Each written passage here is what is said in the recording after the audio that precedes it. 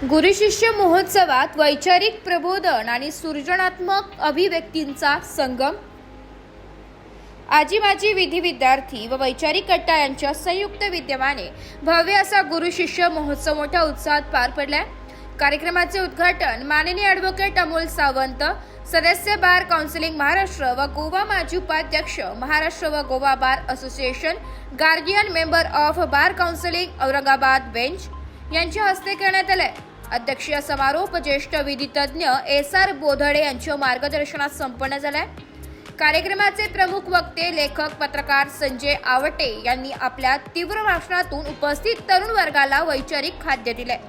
त्यांनी जातीभेदाची चर्चा करताना सांगितले की जातीभेद हा केवळ सामाजिक विघटन नाही, तर तो थेट देशाच्या अर्थकारणावर हल्ला करतो।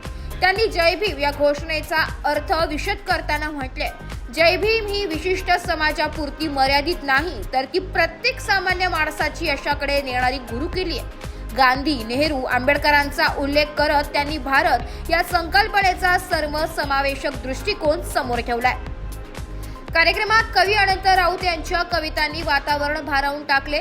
बा भीमा तिच्या एका इशाऱ्याने अख्खा रस्ता बदलला रे, मित्र वणव्यामध्ये गारव्यासारखा अशा कविता सादर करत त्यांनी श्रोत्यांना विचारमंथनात सहभागी करून घेतले। त्यांनी गांधीजी, डॉक्टर नरेंद्र दाभोलकर व त्यांच्या मारेकऱ्यांवर प्रभावी कविता सादर करून सामाजिक प्रश्नांवर प्रकाश टाकलाय।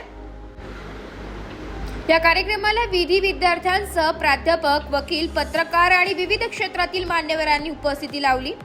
कार्तिकी कराड यांनी उत्तम सूत्रसंचलन करून कार्यक्रमात रंग भरले। अजय अंभोरे व चैताली रक्ताटे यांच्या भावनिक गायकतेने कार्यक्रमाची शान वाढवली। शेवटी रोहित जाधव यांनी उपस्थितांचे मनपूर्वक आभार मानले। हा गुरु शिष्य महोत्सव नुसता एक कार्यक्रम न राहता एक वैचारिक चळवळ ठरली, ज्यात तरुण वर्गाने भविष्याचे नवे स्वप्न पाहिले।